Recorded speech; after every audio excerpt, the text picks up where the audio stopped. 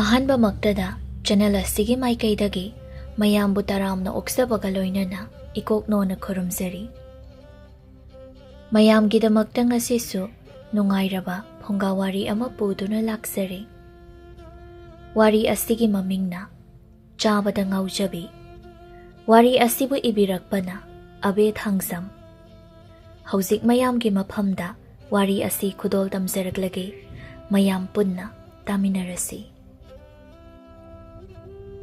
ꯊꯥꯏꯅ ꯃꯇꯝ ꯑꯃꯒꯤ ꯋꯥꯔꯤꯅꯤ꯫ ꯃꯇꯝ ꯑꯁꯤꯗ ꯈꯨꯜ ꯑꯃꯗ ꯇꯦꯝꯕꯤ ꯀꯧꯕꯤ ꯅꯨꯄꯤ ꯑꯃ ꯂꯩꯔꯝꯃꯤ꯫ ꯇꯦꯝꯕꯤꯒꯤ ꯃꯆꯥꯅꯨꯄꯤ ꯑꯃꯁꯨ ꯂꯩꯔꯝꯃꯤ, ꯃꯃꯤꯡꯅ ꯐꯖꯇꯣꯟ ꯀꯧꯔꯝꯃꯤ꯫ ꯇꯦꯝꯕꯤꯅ ꯂꯝꯕꯤ ꯑꯗꯨꯗ ꯅꯨꯄꯤ ꯑꯃꯒ ꯆꯠꯃꯤꯟꯅꯔꯤ꯫ ꯊꯥꯔꯩꯃꯅ ꯍꯥꯏꯔꯛꯏ, "ꯏꯕꯦꯝꯃ ꯇꯦꯝꯕꯤ, ꯅꯪꯒꯤ ꯅꯆꯥꯅꯨꯄꯤ ꯑꯗꯨꯗꯤ ꯅꯣꯏꯕꯅ ꯌꯥꯗ꯭ꯔꯦꯅꯦ, ꯀꯝꯗꯧꯔꯤꯅꯣ ꯃꯗꯨꯕꯣ?" "ꯍꯣꯏ ꯏꯆꯦ, ꯑꯩꯁꯨꯅꯦ ꯀꯔꯤ ꯍꯥꯏꯒꯗꯕꯅꯣ ꯈꯪꯗ꯭ꯔꯦ꯫ ꯅꯣꯏꯕ ꯍꯥꯏꯕꯕꯨ ꯐꯤꯕꯝ ꯀꯥꯏꯕ ꯃꯈꯩ ꯅꯣꯏꯔꯕꯅꯤ꯫ ꯑꯗꯨꯕꯣꯕ ꯈꯔꯁꯨ ꯖꯣꯇꯣꯟ ꯇꯧꯍꯟꯕ ꯌꯥꯏꯗꯅ, ꯄꯤꯖꯗꯨꯅ ꯑꯗꯨꯝ ꯂꯩꯔꯕ꯭ꯔꯣ ꯍꯥꯏꯋꯥꯅꯤ꯫ ꯑꯩꯅ ꯃꯥꯕꯨ ꯏꯆꯥ ꯃꯊꯟꯇꯅꯤ ꯍꯥꯏꯗꯨꯅ ꯃꯍꯥꯛꯅ ꯆꯥꯅꯤꯡꯉꯦ ꯍꯥꯏꯕ ꯃꯈꯩꯕꯨ ꯂꯩꯗꯨꯅ ꯄꯤꯖꯩꯗꯣ, ꯃꯗꯨꯗꯒꯤ ꯑꯗꯨꯝ ꯂꯝꯗꯝꯅꯕ ꯍꯧꯈ꯭ꯔꯦ꯫ ꯍꯧꯖꯤꯛꯇꯤ ꯏꯆꯦ, ꯆꯥꯕꯗ ꯍꯥꯂꯦꯡꯗ꯭ꯔꯦ, ꯃꯍꯥꯛ ꯆꯥꯒꯦꯇ ꯍꯥꯏꯗꯨꯅ ꯂꯩꯔꯦ." "ꯍꯩ, ꯅꯆꯥꯅꯨꯄꯤ ꯐꯖꯇꯣꯟꯗꯣ ꯂꯩꯁꯥꯕꯤ ꯐꯥꯔꯕꯅꯤꯀꯣ, ꯃꯍꯥꯛꯀꯤ ꯐꯤꯕꯝ ꯑꯗꯨꯗ ꯅꯨꯄꯥ ꯅꯍꯥ ꯀꯅꯥꯃꯠꯇꯅ ꯍꯟꯅ ꯌꯦꯡꯅꯤꯡꯉꯔꯣꯏ, ꯃꯌꯨꯝ ꯄꯥꯟꯕꯒ ꯈꯪꯂꯣꯏꯀꯣ ꯑꯃꯨꯛ." "ꯑꯩꯁꯨ ꯑꯗꯨꯝꯅ ꯈꯜꯂꯛꯂꯕꯅꯤ ꯏꯆꯦ, ꯑꯩꯅ ꯐꯅ ꯌꯥꯝꯅ ꯍꯥꯏ, ꯃꯍꯥꯛꯅ ꯌꯥꯕ ꯀꯧꯕ ꯁꯨꯡꯂꯩ ꯂꯩꯇꯦ꯫ ꯅꯣꯏꯕꯗ ꯌꯦꯡꯕ ꯉꯝꯗ꯭ꯔꯕꯅꯤ ꯑꯩ꯫ ꯑꯩꯒꯤ ꯋꯥꯗꯤ ꯃꯇꯝ ꯂꯩꯔꯤꯉꯩ ꯑꯁꯤꯗ ꯈꯔ ꯁꯦꯝꯗꯣꯛꯍꯜꯂꯨ ꯑꯁꯤꯅꯤ꯫ ꯐꯔꯦ, ꯑꯩꯁꯨ ꯌꯨꯝ ꯌꯧꯔꯦ, ꯑꯩ ꯂꯩꯍꯧꯔꯒꯦꯀꯣ, ꯅꯪ ꯆꯠꯆꯈ꯭ꯔꯣ." "ꯍꯣꯏ ꯏꯆꯦ, ꯑꯩ ꯑꯃꯨꯛ ꯆꯠꯈ꯭ꯔꯒꯦ." ꯅꯨꯄꯤꯗꯨ ꯆꯪꯍꯧꯔꯤ꯫ ꯇꯦꯝꯕꯤ ꯃꯌꯨꯝ ꯇꯥꯅ ꯍꯜꯂꯛꯏ꯫ ꯃꯌꯨꯝ ꯆꯪꯂꯛꯄ ꯑꯗꯨꯗꯅꯤ ꯅꯥꯀꯜꯗ ꯂꯩꯔꯤꯕ ꯁꯝꯕꯜ ꯑꯗꯨꯅ ꯇꯦꯛꯇꯨꯅ ꯂꯩꯔꯤꯕ ꯑꯗꯨꯕꯨ ꯎꯔꯗꯨꯅ ꯃꯊꯟꯇ ꯍꯥꯏꯖꯩ, "ꯍꯩꯃꯥ, ꯁꯝꯕꯜ ꯑꯁꯤꯗꯤ ꯇꯦꯛꯂ ꯃꯥꯜꯂꯦꯅꯦ, ꯁꯟ ꯅꯨꯡꯕꯤꯒ ꯆꯪꯂꯝꯕ ꯖꯥꯠꯂꯥ? ꯏꯪꯈꯣꯜ ꯑꯁꯤꯗ ꯊꯕꯤ ꯈꯔ ꯊꯥꯕꯅꯤ, ꯁꯟꯁꯤꯡ ꯑꯁꯤꯅ ꯃꯁꯤꯗ ꯆꯥꯅꯕ ꯍꯣꯠꯅꯔꯒ ꯂꯩ ꯍꯥꯏꯋꯥꯅꯤ꯫ ꯑꯩꯗꯤ ꯀꯝꯗꯧꯒꯅꯤ? ꯑꯣꯟꯊꯣꯛꯅ ꯁꯥꯎꯅꯤꯡꯈ꯭ꯔꯦꯗ." ꯇꯦꯝꯕꯤ ꯃꯃꯤꯠ ꯑꯗꯨꯅ ꯏꯪꯈꯣꯜꯗ ꯄꯥꯟꯕ ꯊꯕꯤꯁꯤꯡ ꯑꯗꯨꯗ ꯃꯨꯟꯅ ꯌꯦꯡꯂꯝꯃꯤ꯫ ꯃꯍꯥꯛꯅ ꯌꯥꯝꯅ ꯐꯖꯩ ꯍꯥꯏꯅ ꯈꯟꯗꯨꯅ ꯈꯥꯛꯇꯨꯅ ꯊꯝꯕ ꯊꯕꯤ ꯑꯆꯧꯕ ꯑꯗꯨ ꯂꯩꯔꯝꯗ꯭ꯔꯦ꯫ ꯃꯗꯨꯗ ꯃꯍꯥꯛꯅ ꯍꯥꯏ, "ꯑꯦ, ꯃꯁꯤꯗ ꯄꯥꯜꯍꯧꯕ ꯊꯕꯤꯗꯨ ꯂꯩꯔꯝꯗ꯭ꯔꯦꯅꯦꯍꯦ꯫ ꯑꯩꯅꯗꯤ ꯌꯥꯝꯅ ꯆꯥꯎꯏ, ꯃꯔꯨ ꯂꯧꯒꯦ ꯈꯟꯕꯅꯤ, ꯑꯗꯨꯒ ꯂꯩꯔꯝꯗ꯭ꯔꯕ꯫ ꯀꯅꯥꯒꯤ ꯁꯟꯅꯣ? ꯁꯥꯎꯅꯤꯡꯈ꯭ꯔꯦꯗ ꯑꯩꯗꯤ, ꯉꯥꯏꯍꯥꯛ ꯍꯦꯛ ꯆꯠꯊꯣꯛꯂꯨꯕꯗ ꯑꯩꯗꯤꯕꯀꯣ."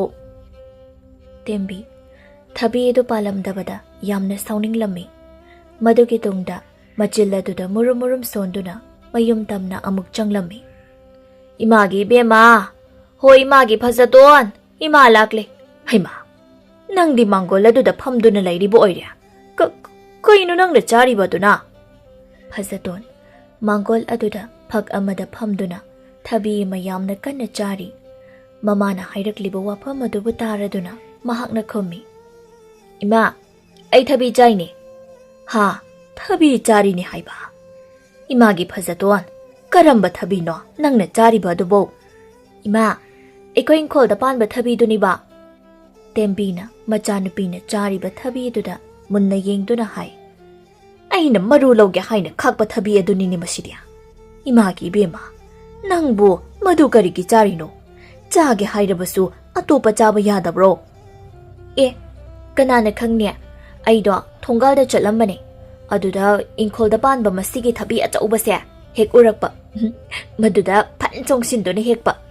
"ꯑꯣ, ꯑꯗꯨꯒꯤ ꯑꯣꯏꯕ ꯇꯥꯔꯦꯗꯅ, ꯁꯝꯕꯜ ꯇꯦꯛꯇꯨꯅ ꯂꯩꯍꯧꯋꯦ ꯍꯥꯏꯕꯗꯤ꯫ ꯏꯃꯥꯒꯤ ꯏꯕꯦꯝꯃ, ꯅꯪꯕꯨ ꯀꯔꯝꯅ ꯏꯃꯥꯅ ꯉꯥꯡꯅꯔꯁꯤꯒꯦ? ꯑꯩ ꯍꯥꯏꯔꯤꯁꯤꯅꯤ, ꯆꯥꯅꯤꯡꯗꯨꯅ ꯆꯥꯕꯅꯤ ꯀꯩꯗꯧꯒꯦ ꯏꯃꯥ? ꯑꯩꯈꯣꯏ ꯃꯥꯅ ꯑꯩꯅ ꯆꯥꯕꯁꯤꯗ ꯌꯦꯡꯁꯤꯟꯈꯤꯕꯁꯤꯗꯤ." "ꯑꯩꯅ ꯍꯥꯏꯕꯗꯤ ꯆꯥꯅꯤꯡꯂꯤ ꯐꯔꯦ, ꯐꯖꯅ ꯆꯪꯂꯒ ꯍꯦꯛꯄ ꯌꯥꯗꯕ꯭ꯔꯣ? ꯑꯗꯨꯗꯤ ꯅꯠꯇꯦ, ꯍꯧꯖꯤꯛꯄꯨ ꯁꯝꯕꯜ ꯑꯇꯦꯛꯄꯗꯨ ꯀꯅꯥꯅ ꯑꯃꯨꯛ ꯁꯦꯝꯖꯤꯟꯕꯤꯒꯗꯧꯔꯤꯕꯅꯣ? ꯊꯕꯛꯅ ꯊꯕꯛ ꯆꯤꯟꯕꯅꯦ." "ꯏꯃꯥ ꯂꯩꯔꯤꯕꯁꯤꯗꯤ ꯏꯃꯥꯅ ꯑꯗꯨꯝ ꯁꯦꯝꯖꯤꯜꯂꯨ ꯀꯩꯅꯣ?" "ꯃꯆꯤꯟ ꯑꯁꯤ ꯀꯌꯥꯗꯨꯅ ꯌꯦꯡꯉꯨꯅꯦꯁꯦ꯫ ꯍꯣꯏ ꯏꯃꯥꯒꯤ ꯐꯖꯇꯣꯟ, ꯏꯃꯥꯗꯤ ꯋꯥꯔꯦꯅꯦ ꯅꯪꯕꯣ. ꯅꯪꯒꯤ ꯍꯣꯠꯅꯕꯗ ꯏꯃꯥꯁꯦ ꯋꯥꯔꯕꯅꯦ, ꯋꯥꯔꯕ. ꯑꯁꯤꯒꯤꯕꯨ ꯋꯥ ꯑꯣꯏꯅ ꯇꯧꯔꯗꯅ ꯏꯃꯥꯅ ꯁꯦꯝꯖꯤꯟꯕ ꯇꯜꯂꯦ ꯍꯥꯏꯔꯒꯅ ꯑꯩ ꯁꯦꯝꯖꯤꯟꯒꯦ, ꯊꯝꯃꯣ ꯑꯗꯨꯝ. ꯅꯪꯗꯤ ꯐꯝꯃꯒ ꯆꯥꯔꯒ ꯑꯗꯨꯝ ꯂꯩꯌꯨꯀꯣ. Asumna hairamlaga tembi imungda changkhirami. Phajatona haihawi. Ima, nangi saugalairi. Kaithel chalubadubu kari leirake. Aina chanaba ngamoka leiraktro. Imungdagi tembi na khumlai. Leirei, yamna leirei. Bora achauba ama leirei. Khajiktang leiraga yabadubu karigino bora ama leishilaklibadia. Aikhoi masi ngaude haibadi yaroiko. Phajaton thabidu makha tana chari. Namidangi matamni tembi na chak loiraduna machabu kawi. Hai Phajaton, imagi Phajaton. Chak loirine nangbo, charo lao. Phajaton jakhumda thuna changlai. Mahaki pukham mapaduda thakpham thai. Tembi na hai. Hai, nangbo domda khare jathoklaga phamune. Hekta masida phamjile haiwania. Kaidorgi ma chapmane ye. Phajaton khare jathoklaga phammi. Ima karin changna masibo. Kobi ni. Ha, kobiya. As. Karin changna haibage. Ima kobi natrabadi thongningai changka amata leijadrabro. Hai, tomina chawko nang chabana marol ama phariba. Thabakna suningdriba. Khare chaba phanglibado naraiba kyam pharabani. Ish. Kobi chabasi iraiba phariba. Ima nangi changse tasingna hautreko. Aidi chado butan butali. Chaningdraga hek haugatlo yare. Aidi kaygi haugattoiba. Ima aikhoigi nga ayaiba ka amata leitrabro. Kadaidagi nga ayaiba no. Leite. Ima nachinthinuda. Aibo ngarang la nga hala khara ukhibagum tawbani. Aikhoigi ngarubak aduna kadaida leikre. Hai, chado bachak to tumina adum chaw. Chaba phamandana na sadu ye. Nongmadi pokhaiba soidrabani ko nang. Pokhaidringaida kharayam sahokige ima. Natte nangbu chaba thakpado khara hallo kaidogya. Nangbu noiman khrene ibema. Noining noisenu. Kadaida leikre ngarubak to. Phajatona mamit aduna ko yengi. Ngarubak laibambu thirami. Sida leire. Ikhoi maste yamna phattaba sani. Ngarubak asibu kachina sidi heklo chila haiwani. Thiba humbana kalliba. Nangbu karamna ngangnarasige. Phajatona ngarubak adubu phai. Ngarubak aduda nga ayaiba khara yauduna leiramlibado mahak uri. Mamabu yengduna hairi. Ikhoi maste okhakna machin thiba chaniko. Nga leiriba sibu leite kaina. Kachina sida lochinduna hek thamba ngami haiwani. Nangna chabada loirabani khanglabra. Ima sigi nga se maifamda thamlo aduga ichage. Asi haiduna ngarubaktagi nga ama lauthokduna mamada pi. Tembina nga adubu lawi aduga hai. Se charo. Charaga adum leiro ko nang. Imani ichama thantani haiduna. Kithok mauthokni yoklubagi mahai ngasidi phangle. Ima tumi leiro yare. Ai ngihakta chak sage. Phajaton enchang mahi adubu joro haijinduna phut chingshinduna charami. Phajatona hairi. Aikhoi mana thongba enchang se hawdi hawba chani ko. Ima kaidore amuk chaba loirabadi hawgatlo yare. Aidu ima chak oktre. Hai khara charabadi shiraroi. Hawgatlo thuna.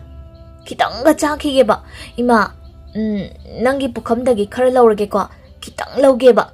Mashi kayadoni yengmunisia. Chari khai chanba magi mabuk asibu karino haibanida. Phajatona mamagi pukhamdagi chak khara lawi. Madumastu loina chathoklammi.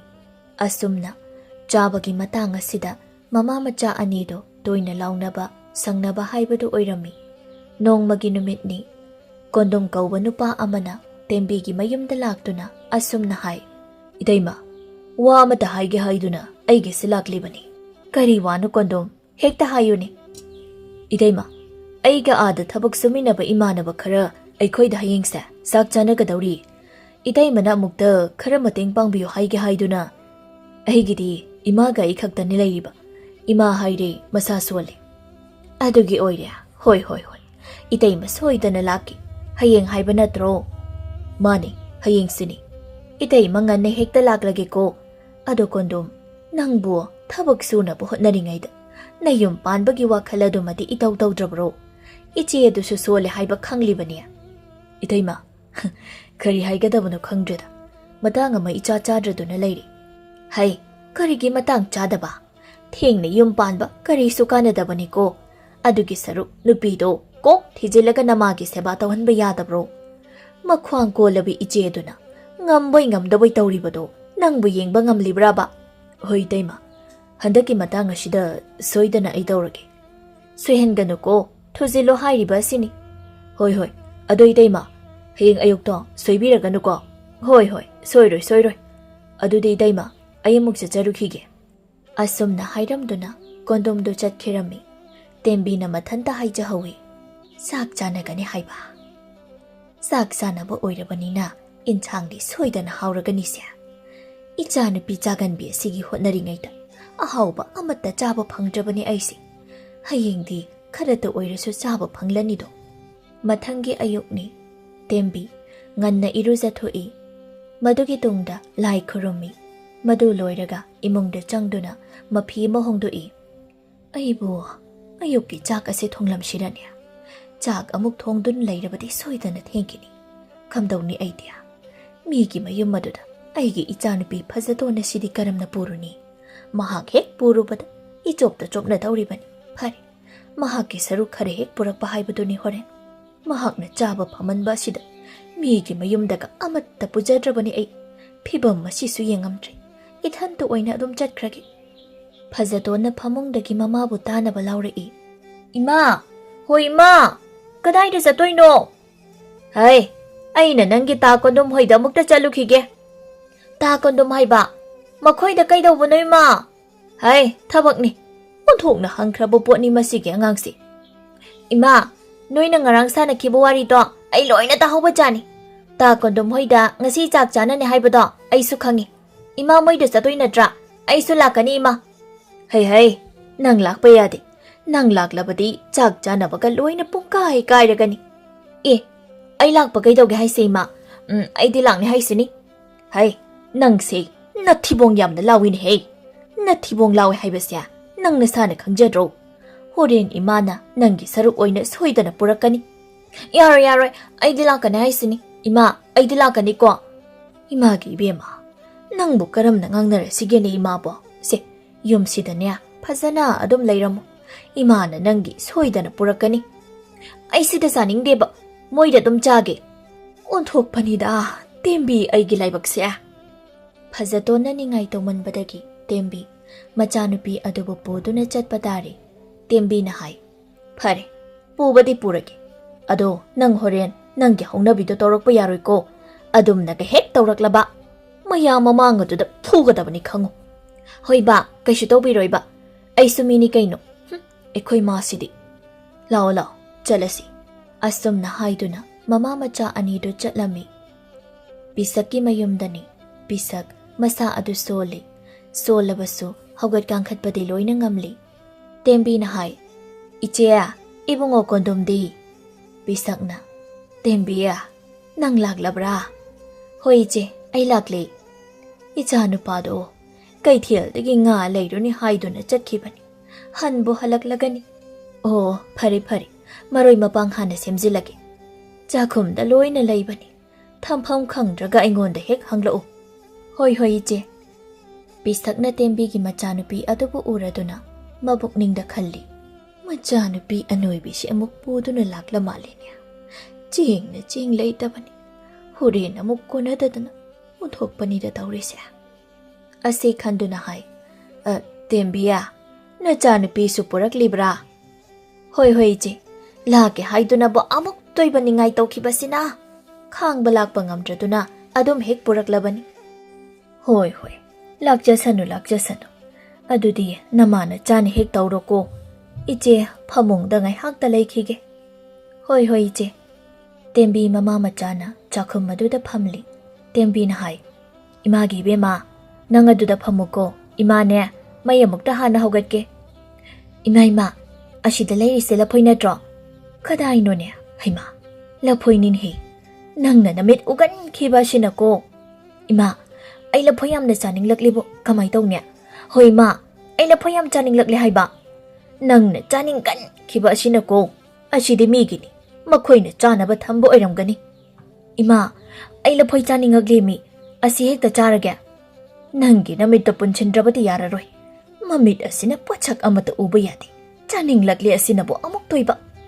Asi haiduna Tembina maduda lairiba laphoi adubu makhutna lawi laphoi se ahum ninhi masakna masak pijariba hawgadabadu mali ai oina bu chaning lakle tawrise amana ai charage phajadon se amana nang charo imana ama charage amasina adum thambirasi ima aidi ani chaninge hai nangge du maina tawbudo tawrakano haiba natro se ama khakse adum chaw asi haiduna laphoi ama macha nupi da pirami aduga mana ama charami phamung de hipliba pisakna mama macha ani na ngangnariba wafam adubu taraduna machimbal da soli haima laphoi du lochil hoba kawram ledana idea laphoi ahum khak li hobani soidana loina chathoklam lakani chaka totlaga chage khanbani phangoi dawrini tawrise ngai hak leibaga kondom kaithel halakle nga achauba amasu leiri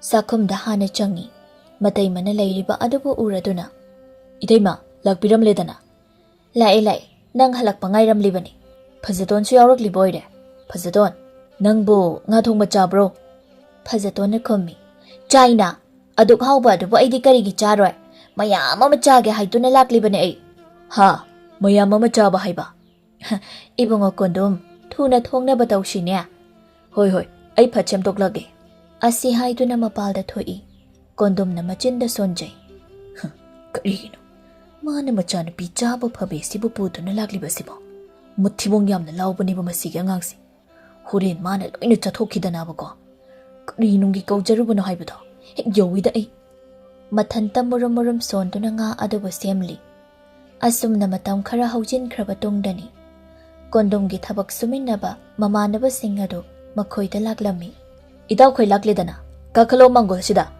makhoi nupa ahum do kakhalei aigi kadoina leirusilo yarni deida sida sum leise adudi phakshi doina phamlasiko hoi makhoi singdo phak aduda phamthai kondomna nakoi lakpa ngaibudo warabani ei phananganadi yumdagi thokjarakbani ama mongai tawbada hekta thengdokhribani chakpu loikhrabrani neida loidawramlanida asumna makhoi mapaladuda wari sanari sakhumdani tembi na haijai inchang asidi thongba loire chaksu mulle inchang manam masidi phana nungshire chakla ambana puk asisu kainom tawre phajatondi mama na nga thongbagi manam adubu tabada chaningbana loire ima nga thongbadu mullabra mulle ima ai nga thongba chaninglaklibu hai tumina lay nangda natte chaninglibasi hoima kamai tawdoino ai sum chaninglakle haiba chaninglakle haiduna kaidau saibano nang tumina layuko mafam si migi mayumni ima tengkot macha sida khara ko thoro oba sida khara hablo o hai nang bu mi ta batari nya sima sida hablo oba phajatone inchang habla o haina ningai tawri kona thangda tembi na nga thongba adubu khara khaidoktuna tengkot aduda hablami sida leire si charo sida yam suyamdana hai inchang asi migi ni ko horen chaka amuk chasi adu hana charo phajadon nga thongba adubu chaba hawi hawe asidi ma okto wa mandre asumna haina ringai asida pisak sakhumda changlei tembiya nangbo sak inchang thongbadu loirabro pisakna phajatona nga thongba chaduna leiriba adubu uraduna phajatwa nangdi hane inchang charabu oire phajaton charamba adu chap lepi tembina asumna khommi ichya sumdauba inchang se thumborok nambra haiduna ichada khara dong mahau yeng hanbanida pisakna mabukning da khalli mathibong asi kaya da lauri bani yenguni macha hana pijaradana ichya sak inchang loina loire chaba yaragani ibungo do mukta pau pibiyuba hoi thina batawro pisak mapau da thokre tembina macha nupi da yengduna aina ngasaina masi thokana haina haiba natro uning ursanuima kanadema sigi tengkot chida inchang do khara khaidoklamo horen yumda puraga ai charuge sese ima khaidokpigi tengkot to piro asum haiduna mayumda punaba khara masu khaidoklami asumna numit asima su haujin kre nongmagi numit ni phajatona ai khoi ma da hauji phawba halaktine kadai ta na chatkhrabono mahakbo ꯑꯩꯅ ꯃꯥꯕꯨ ꯉꯥꯏꯔꯛꯂꯤꯕꯁꯦ ꯐꯅ ꯀꯨꯏꯔꯦ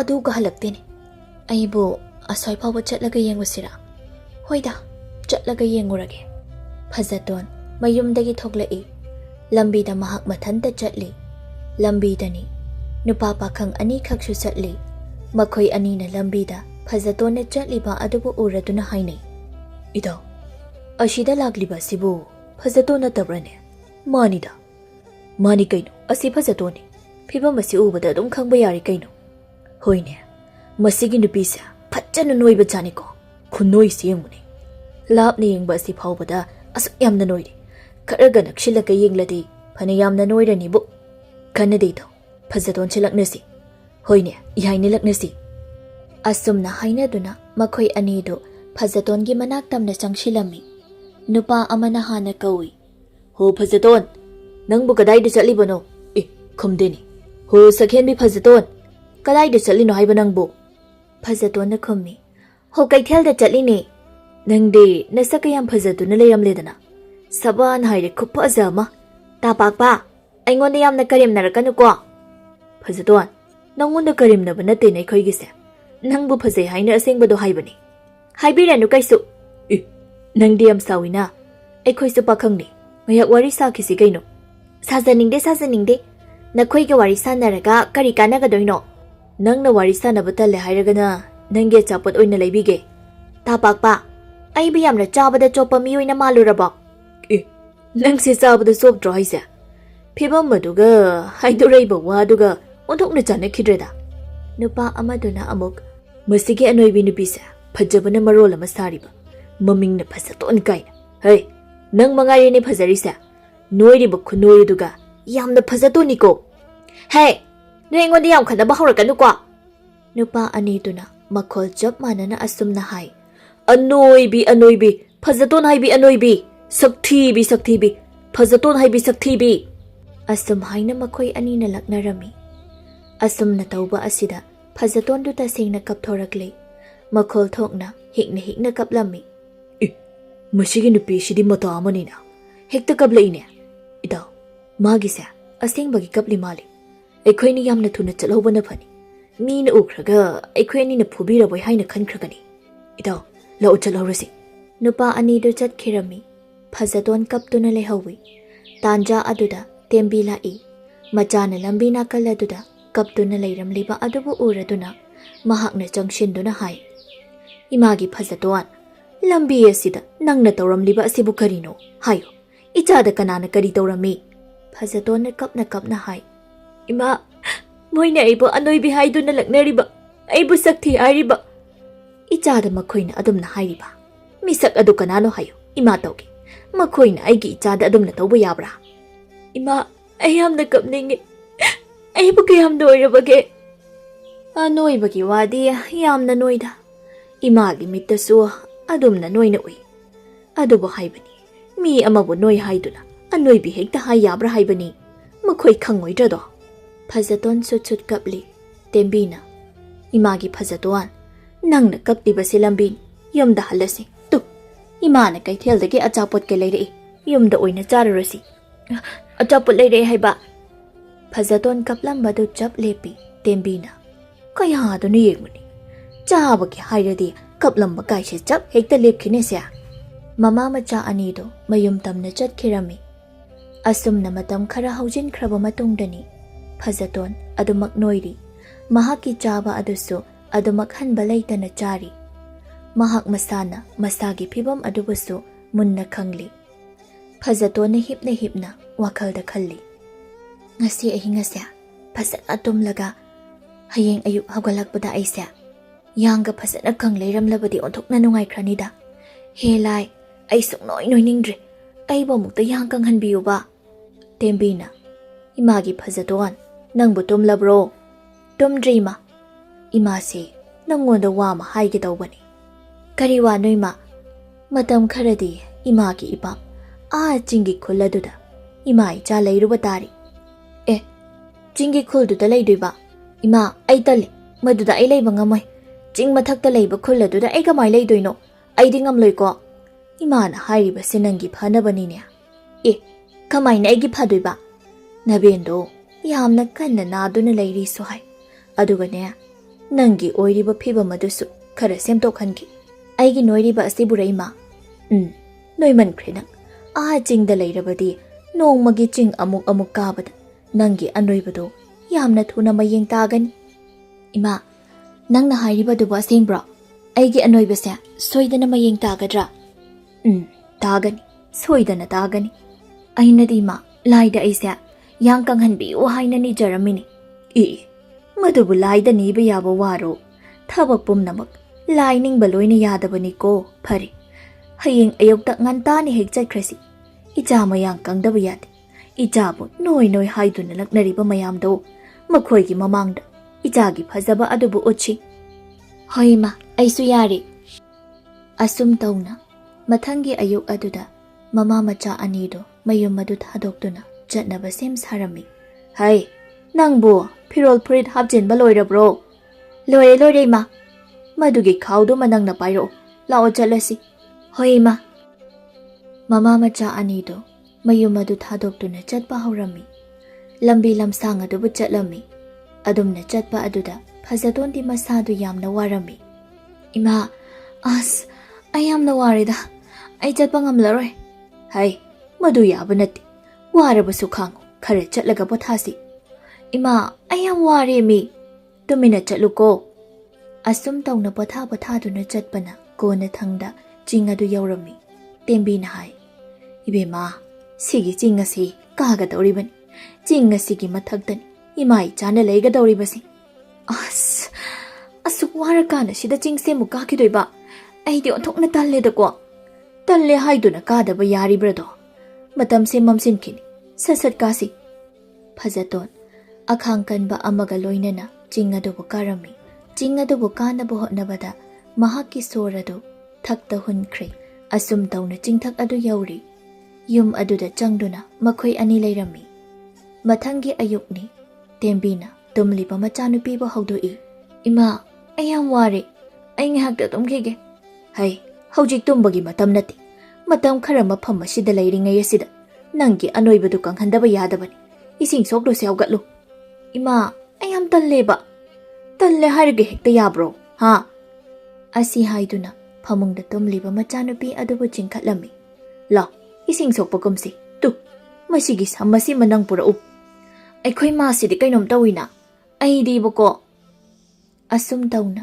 ꯃꯈꯣꯏ ꯑꯅꯤ ꯆꯤꯡꯈꯥꯗꯨ ꯇꯝꯅ ꯀꯨꯝꯊꯔꯛꯇꯨꯅ ꯏꯐꯨꯠꯇꯒꯤ ꯏꯁꯤꯡ ꯁꯣꯛꯂꯝꯃꯤ ꯑꯗꯨꯒ ꯑꯃꯨꯛ ꯆꯤꯡꯊꯛ ꯑꯗꯨꯗ ꯀꯥꯔꯝꯃꯤ ꯇꯦꯝꯕꯤꯅ ꯃꯆꯥꯅꯨꯄꯤ ꯑꯗꯨꯕꯨ ꯁꯦꯟꯅꯗꯨꯅ ꯅꯨꯃꯤꯠ ꯈꯨꯗꯤꯡꯒꯤ ꯆꯤꯡ ꯑꯗꯨꯕꯨ ꯀꯥꯈꯠ ꯀꯨꯝꯗ ꯇꯧꯔꯝꯃꯤ ꯑꯁꯨꯝꯅ ꯊꯥ ꯑꯃꯃꯨꯛꯀꯤ ꯃꯇꯨꯡꯗꯅꯤ ꯍꯧꯖꯤꯛꯇꯤ ꯐꯖꯇꯣꯟ ꯃꯍꯥꯛꯅ ꯍꯥꯟꯅ ꯅꯣꯏꯔꯝꯕ ꯆꯥꯡ ꯑꯗꯨꯗꯒꯤ ꯐꯅ ꯌꯥꯝꯅ ꯃꯌꯦꯡ ꯇꯥꯔꯤ ꯌꯦꯡꯕꯗ ꯁꯕꯥꯟ ꯆꯨꯝꯕ ꯐꯖꯕ ꯍꯥꯏꯕꯗꯨ ꯑꯣꯏꯔꯤ ꯃꯇꯧ ꯑꯗꯨꯗ ꯃꯍꯥꯛꯇꯤ ꯍꯔꯥꯎꯕꯅ ꯂꯣꯏꯈ꯭ꯔꯦ ꯏꯃꯥ ꯑꯩꯁꯦ ꯌꯥꯝꯅ ꯐꯖꯔꯗ꯭ꯔꯥ ꯐꯖꯔꯦ ꯏꯆꯥꯗꯤ ꯌꯥꯝꯅ ꯐꯖꯔꯦ ꯁꯨꯃꯥꯏꯅ ꯑꯩꯁꯦ ꯌꯥꯡ ꯀꯪꯂꯛꯀꯅꯤ ꯍꯥꯏꯕ ꯁꯨꯡꯊꯥ ꯍꯦꯛ ꯊꯥꯖꯔꯨꯗꯕꯅꯤ ꯑꯗꯨꯕꯨ ꯏꯃꯥ ꯑꯩ ꯌꯥꯝꯅ ꯍꯔꯥꯎꯔꯦ ꯂꯥꯏꯗ ꯍꯩ ꯂꯩ ꯀꯠꯇꯨꯅ ꯑꯩ ꯑꯗꯨ ꯑꯣꯏꯍꯟꯕꯤꯌꯨ ꯑꯗꯨ ꯐꯪꯍꯟꯕꯤꯌꯨ ꯍꯥꯏꯅ ꯅꯤꯖꯗꯨꯅ ꯂꯩꯒꯗꯕꯒꯤ ꯃꯍꯨꯠ ꯑꯈꯥꯡ ꯀꯟꯅ ꯄꯥꯝꯂꯤꯕ ꯄꯣꯠꯁꯛ ꯑꯗꯨ ꯐꯪꯅꯕ ꯍꯣꯠꯅꯕ ꯇꯥꯏ ꯉꯁꯤꯗꯤ ꯏꯆꯥ ꯌꯥꯝꯅ ꯐꯖꯔꯦ ꯍꯣꯏ ꯏꯃꯥꯅ ꯍꯥꯏꯕ ꯈꯨꯗꯤꯡꯃꯛ ꯅꯆꯥ ꯑꯩꯅ ꯂꯣꯏꯅ ꯏꯟꯒꯅꯤ ꯍꯧꯖꯤꯛꯇꯤ ꯑꯩꯈꯣꯏ ꯑꯅꯤ ꯌꯨꯝꯗ ꯑꯃꯨꯛ ꯍꯜꯂꯁꯤꯀꯣ ꯑꯁꯨꯝꯅ ꯐꯖꯇꯣꯟ ꯃꯁꯛ ꯃꯇꯧ ꯌꯥꯝꯅ ꯐꯖꯕꯤ ꯅꯨꯄꯤ ꯑꯃ ꯍꯥꯏꯕꯗꯨ ꯑꯣꯏꯔꯤ ꯃꯍꯥꯛꯅ ꯍꯥꯟꯅ ꯇꯧꯔꯝꯕ ꯁꯥꯖꯠ ꯂꯤꯆꯠꯁꯤꯡ ꯑꯗꯨꯁꯨ ꯂꯣꯏꯅ ꯁꯦꯝꯗꯣꯛꯂꯤ ꯍꯧꯖꯤꯛꯇꯤ ꯃꯃꯥ ꯃꯆꯥ ꯑꯅꯤꯗꯣ ꯃꯌꯨꯝꯗ ꯌꯧꯔꯤ ꯃꯈꯣꯏꯒꯤ ꯃꯌꯨꯝꯗ ꯂꯩꯔꯤ ꯈꯨꯟ ꯂꯩꯀꯥꯏ ꯑꯗꯨꯒꯤ ꯃꯤꯑꯣꯏꯁꯤꯡꯅ ꯐꯖꯇꯣꯟꯕꯨ ꯐꯖꯩ ꯍꯥꯏꯅ ꯍꯥꯏꯅꯔꯤ ꯄꯥꯛꯄꯅ ꯍꯥꯏ ꯏꯇꯥꯎ ꯐꯖꯇꯣꯟꯗꯣ ꯗꯃꯥꯗꯃ ꯐꯖꯔꯒ ꯂꯩꯔꯝꯕꯒꯤ ꯋꯥꯅꯤ ꯍꯥꯏꯐꯦꯠ ꯌꯥꯝꯅ ꯐꯖꯍꯧꯔꯤꯕꯣ ꯀꯔꯤꯅꯣꯗ ꯅꯣꯏꯇ꯭ꯔꯤꯛꯀ ꯅꯣꯏꯔꯒ ꯌꯥꯝꯅ ꯊꯤꯕꯗꯨꯕꯨ ꯐꯖꯩ ꯀꯥꯏꯅ ꯑꯩꯅ ꯍꯥꯏꯁꯤ ꯑꯁꯦꯡꯕꯅꯤ ꯑꯩꯗꯤ ꯏꯃꯤꯠ ꯑꯁꯤꯅ ꯇꯁꯦꯡꯅ ꯎꯔꯛꯂꯕꯅꯤ ꯈꯨꯐꯖ ꯑꯃꯅꯤꯀꯣ ꯅꯪꯅ ꯍꯥꯏꯔꯤꯕ ꯋꯥꯁꯦ ꯑꯩꯗꯤ ꯁꯨꯡꯊꯥ ꯍꯦꯛ ꯊꯥꯖꯗꯦ ꯐꯔꯦ ꯅꯪꯅ ꯊꯥꯖꯗ꯭ꯔꯕꯅꯤꯅ ꯑꯩꯈꯣꯏ ꯑꯅꯤ ꯃꯈꯣꯏꯗ ꯍꯦꯛꯇ ꯆꯠꯂꯒ ꯌꯦꯡꯅꯧꯔꯁꯤ ꯍꯣꯏ ꯌꯥꯏꯅꯦ ꯑꯁꯨꯝꯅ ꯍꯥꯏꯗꯨꯅ ꯃꯈꯣꯏ ꯑꯅꯤꯗꯣ ꯐꯖꯇꯣꯟꯒꯤ ꯃꯌꯨꯝꯗ ꯆꯠꯂꯝꯃꯤ ꯃꯥꯡꯒꯣꯜ ꯑꯗꯨꯗ ꯂꯦꯞꯇꯨꯅ ꯀꯧꯏ ꯍꯣꯏ ꯏꯃꯥ ꯇꯦꯝꯕꯤ ꯏꯃꯥꯕꯨ ꯂꯩꯕ꯭ꯔꯣ ꯇꯦꯝꯕꯤ ꯏꯃꯨꯡꯗꯒꯤ ꯊꯣꯛꯂꯛꯏ ꯀꯔꯤ ꯍꯥꯏꯕꯅꯣ ꯏꯕꯨꯡꯉꯣ ꯈꯣꯏ ꯏꯃꯥꯗ ꯋꯥ ꯑꯝꯇ ꯍꯪꯖꯒꯦ ꯍꯥꯏꯗꯨꯅ ꯀꯔꯤ ꯋꯥꯅꯣ ꯏꯃꯥꯒꯤ ꯏꯆꯥꯅꯨꯄꯤ ꯐꯖꯇꯣꯟꯗꯣ ꯃꯁꯛ ꯃꯇꯧ ꯌꯥꯝꯅ ꯐꯖꯔꯦ ꯍꯥꯏ ꯑꯃꯨꯛꯇ ꯌꯦꯡꯖꯒꯦ ꯍꯥꯏꯗꯨꯅ ꯑꯗꯨꯒꯤ ꯑꯣꯏꯔꯦ ꯌꯦꯡꯉꯣ ꯌꯦꯡꯉꯣ ꯑꯁꯤ ꯍꯥꯏꯗꯨꯅ ꯃꯆꯥꯅꯨꯄꯤꯕꯨ ꯀꯧꯊꯣꯛꯂꯝꯃꯤ ꯏꯃꯥꯒꯤ ꯐꯖꯇꯣꯟ ꯅꯪꯕꯨ ꯌꯦꯡꯕ ꯃꯤ ꯂꯥꯛꯏ ꯃꯄꯥꯜꯁꯤꯗ ꯑꯃꯨꯛꯇ ꯊꯣꯛꯂꯛꯎꯍꯦ ꯅꯨꯄꯥ ꯑꯅꯤꯗꯨ ꯃꯃꯥꯡ ꯊꯣꯡ ꯑꯗꯨꯗ ꯃꯨꯟꯅ ꯌꯦꯡꯂꯤ 이몽ꯗꯒꯤ ꯐꯖꯇꯣꯟ ꯊꯣꯛꯂꯛꯏ ꯐꯖꯇꯣꯟꯒꯤ ꯐꯖꯕ ꯃꯁꯛ ꯃꯇꯧ ꯑꯗꯨꯕꯨ ꯎꯕꯗ ꯃꯈꯣꯏ ꯑꯅꯤꯗꯤ ꯃꯌꯥꯗ ꯍꯌꯤꯡ ꯆꯪꯕ ꯈꯪꯗ꯭ꯔꯦ ꯑꯁꯨꯝꯅ ꯆꯥꯕꯗ ꯉꯥꯎꯖꯕꯤ ꯑꯣꯏꯔꯝꯕ ꯐꯖꯇꯣꯟꯗꯨ ꯆꯥꯕ ꯀꯌꯥ ꯀꯛꯇꯨꯅ ꯃꯁꯛ ꯃꯇꯧ ꯐꯖꯅꯕ ꯑꯣꯏꯅ ꯁꯦꯝꯂꯝꯃꯤ ꯐꯖꯇꯣꯟ ꯌꯥꯝꯅ ꯅꯨꯡꯉꯥꯏꯕ ꯄꯨꯟꯁꯤ ꯑꯃꯗ ꯂꯩꯈꯤꯔꯝꯃꯤ